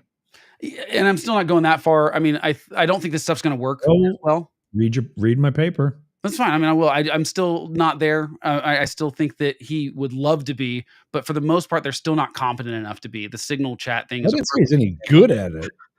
I just said this is what's happening. Yeah, I think that there's going to be pressure before too long. I think that he is, like I said, the polls are showing that people are not with him on this Signal Gate thing. Like I said, I mean, that was taken Tuesday, unfortunately. So, and that was before we even had the details of all this stuff. And then I want to cut you off because we're going to wrap up and we got to start, we got to end on time because of the show following us now. I found something. I don't know how good it is. Are you familiar with roll call? It sounds familiar, but it's from the Congress and such and whatever, but members of Congress do not have security clearances because it is presumed that when they're elected, they get it. They have good moral character. Well, no, you mean they don't have to go through background checks. They just get it automatically. They do have security. No, they do not have. I was wrong. They do not have security clearances. They do if they're like on the Intel committee, right? As a member of Congress, they have good moral character, and as such, they are told to do whatever. Like if they're in the Intelligence Committee, hopefully the Republican Party would not put Marjorie Taylor Greene in the Intelligence Committee. Well, I mean, yeah, I know. There was a lot of assuming that people of good moral character would be in there. And some of that is also checking against that because we knew people would be power hungry. Maybe that has something to do with what you're talking about. The fact that the Intelligence Committee isn't on C-SPAN. Right. And those powers that be, the Republic, well, in this case, Johnson or Cory Booker knows his people. And says, yeah, no, you're not getting that committee. I don't care how many times you're in front of a microphone and bitch at a British supporter or British journalist, reporter, or whatever. Well, I mean, you say that, except that Bob Menendez was on the Foreign Relations Committee and was taking gold bar bribes. So it's not exactly like it. We failed at this before. Yeah, and but that you and I are ending a show agreeing on something. But this all comes. Yeah, it's Matt was. I'm going to go to Matt too, even though he's not here anymore, and I'm going to speak up for him. And that, like, this is Congress not doing their job. Congress can rein in Donald Trump if they want to, and they will not. Now, some people are talking about it in the part of that Clinton show. Like, this is bad. And I do think this will be bad enough that some House and Senate Republicans, the serious ones, are going to go, this cannot happen again. We got to make sure it doesn't happen again. And I think that's bad. No, and I think we're past time for that. But also past time to go through some clips here. Go to America One Radio, please, everybody. We're on the schedule there. I don't know what the hell's happening. I've emailed, I don't know if he's the owner or the general manager or whatever it is, but I've emailed him. I've gone on the website and hit the contact page and wrote them there. For whatever reason, we're not being played the first hour of our show like we're supposed to be. We're on the schedule from 11 to 12. And they got something else there. So I don't know if there's some technical issue and they haven't checked their email. But let's flood them, please, with contacts. Go to AmericaOneRadio.com, click the contact tab and say, hey, where's up the middle? Do that for us all and keep this. And it's just, I know that's a progressive station, but conservatives need to be on there too. You need to know what the other side is saying. It's called intelligence. And I'm looking for conservative stations like this to be on. So if you have anything, let me know. Check out our meetup group. We've got a meeting tonight at 8 p.m. You should get on this. This is a cool group. We started this about a month ago. I know I saw it. I just said like it's like Friday night. Normally I'm busy, but so this is a last Friday night meeting. We do this because tonight our Australian people are joining. And nice. It's Saturday morning for them. So we'll have different times during the course of the week and make it attainable to everybody. I'm going on a date tonight, so most groups like that are like my other one is every Thursday morning at 8 a.m. It's a little easier to remember it because it's the same day and time every week. But there's one guy that joins from the West Coast. He's getting up at 4:30 in the morning to be with us every week. That's some dedication. I get up at 4:30 for nothing but flights. That's the only reason I'm getting up at 4:30 in the morning. Yeah. If you're somewhere, you're listening, because I know I've seen some of the ratings today where you can't really say that you're listening to us. That is my hotel brand. Write me there and say you want a vacation and you're coming from here, and we'll know where here is. And as such, we'll keep reporting on news there, like Moscow and Gaza. I wouldn't risk it in Moscow. Well, yeah, I've got papers. I wouldn't risk it. My Sea Ranch Civic Association, great group here on the Nature Coast and Northern Tampa Bay. Go to mysrca.com and check that out today at $40. Best $40 you'll ever spend. The Capitol switchboard is 202-224-3121. Call your senators, call your congressmen, say Doge, gotta Doge. Don't forget, on Monday, we start with DNR Studios. Go to dnrstudios.com. Check them out. That's Derek and Romaine. And there's more shows than just us. That's why you want to do that. We're also on, I don't have a thing for it, but we also now on Tuesdays, we're on K-Shop. We're there Monday, Wednesday, and Friday for the first hour. We're now Monday, Tuesday, Wednesday, and Friday for the first hour, with the eventual goal of having all 10 hours per week. Jane Stahl is the manager of Studio B, the art gallery in our hometown. She's my Monday sidekick. She will not be with us this coming Monday, but she will be coming back. StudioBBB.org and the Boyertown Area Expression, where she's the co-editor. Go to BoyertownAreaExpression.town.news for more there. Philip Blackett's with me on Wednesdays. His socials are at Philip Blackett, Philip with one L, Blackett with two T's. Matt, who had to bug out early, is the host of the Daily Crypto News. You can reach him, Matt, at dailycryptonews.net, and info at demonforcongress.com. Blake, who's hanging out still with us, is the host of The Homeless Conservative. He's got one or two videos usually per week. 5 now. Watch out. No, nice. Blake at thehomelessconservative.com. You can get us all news, NEWZ, at Yergz, YERGZ.com. For more information, go to yergz.com or mastiff.media and check us out for show notes and other info. Stay tuned on Radio X, Yergz Radio, and Rainbow Radio for the Sportcats Daily Gazette. You can find that at YouTube also, in addition to those three stations. On YouTube at Para or Normal Guys, guys with a Z. That's it, gang. We're out of here. Enjoy. Have a great weekend. Blake, welcome back. I'll see you next week. Yep. And there we go. Cut from the radio. So that's it. We'll see you again next week. Thanks for joining. Thanks for getting off the porch and running with the big dogs up the middle. We'll see you again.